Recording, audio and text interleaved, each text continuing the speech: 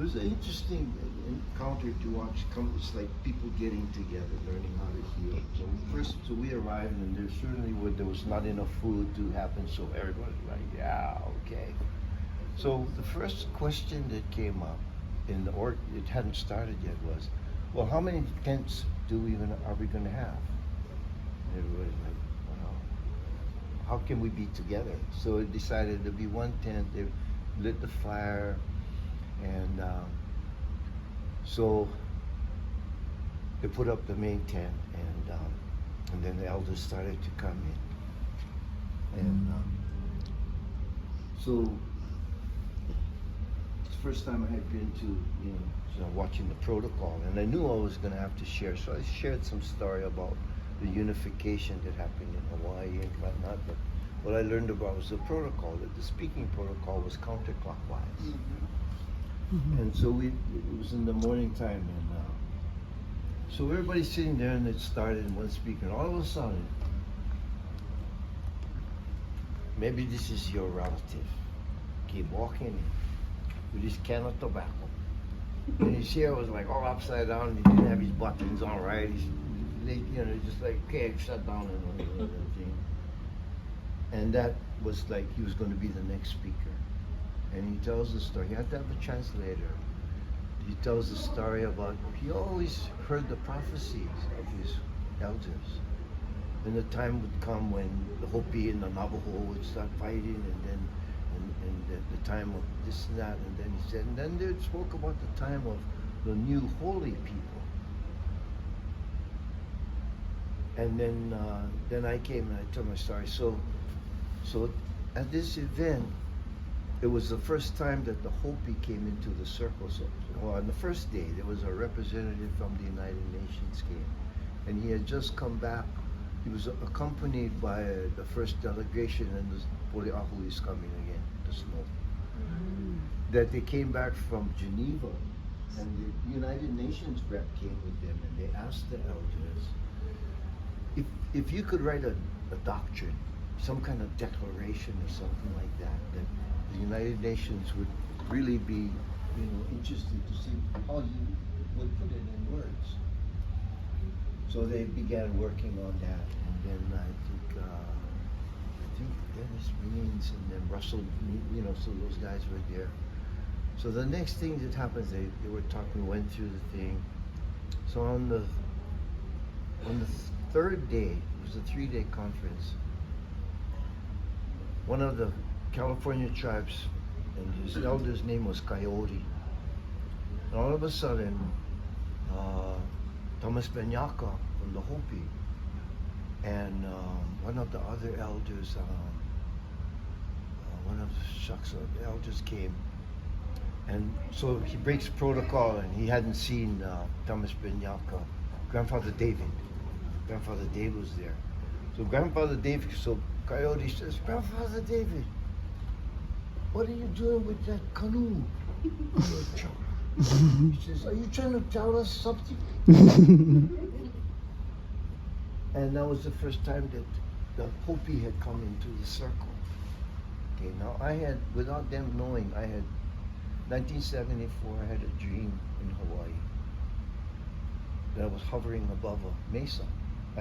My family broke up, and all I had was this jar of salt and a bunch of seashells left as a remnant of my, experiment. The 5 years, the family didn't work out and whatnot.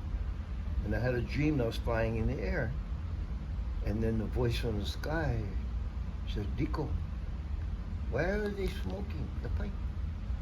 It was like a test, and I said, well, it must be praying. 5 days later, I was in Walpi. I'm standing at Walpi. Actually, I brought a picture. I carry a picture of Walpi First Mesa with me.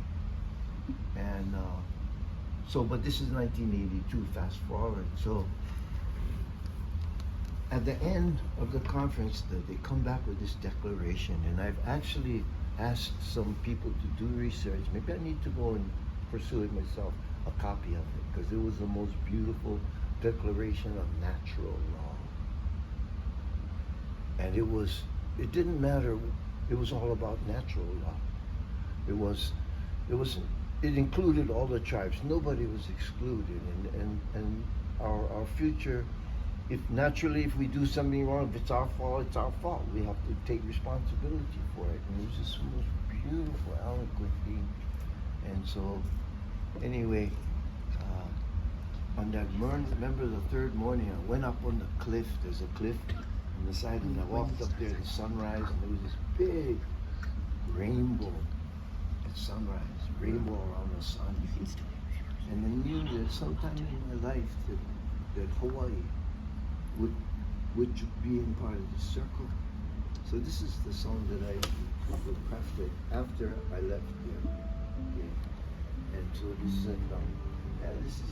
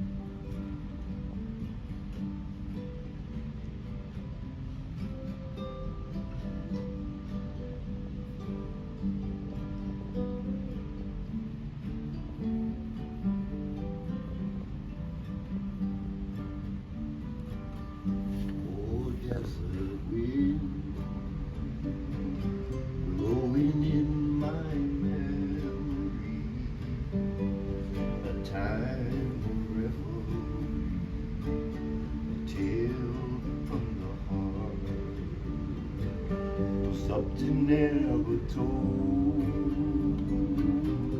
Old Frank and the big mountain folk. There was Cheyenne, the Dakota Sioux, Pueblos and Hopi too. And there were sons of the pioneers,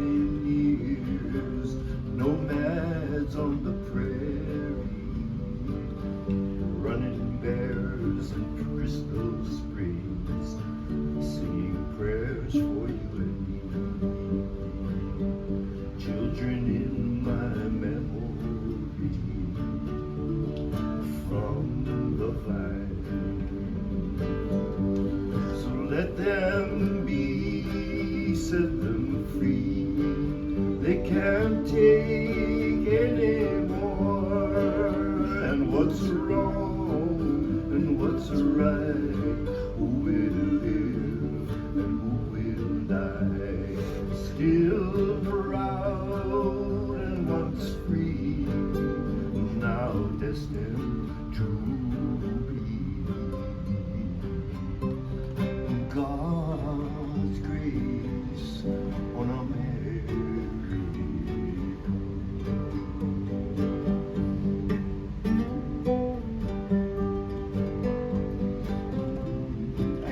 It's like yesterday.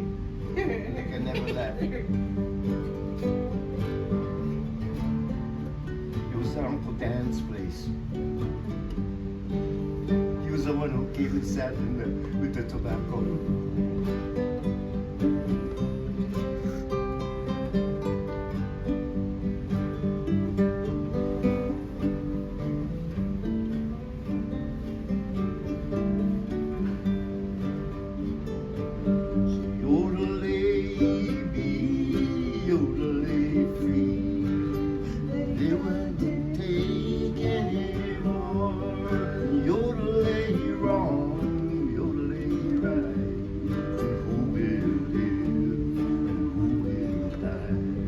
Still proud and once free, now destined to be.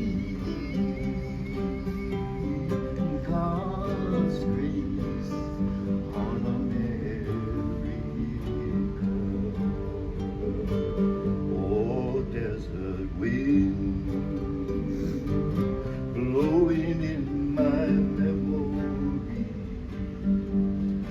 Time of revelry, a tale from the heart was up to never told. Old Frank and the big mountain fold. There was Cheyenne, Lakota Sioux, the Pueblo and Hopi too. And there were sons of the pioneers, nomads on the prairie, running bears and crystal sprays, singing prayers for you and me.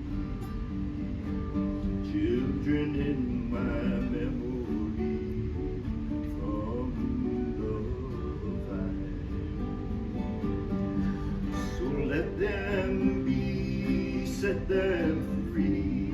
They can't take anymore. And what's wrong and what's right, and who will live and who will die.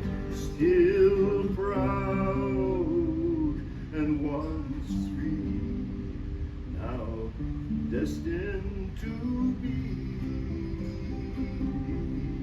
God's grace on America.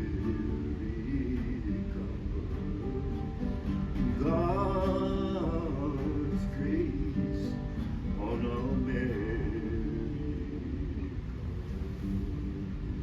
Thank you.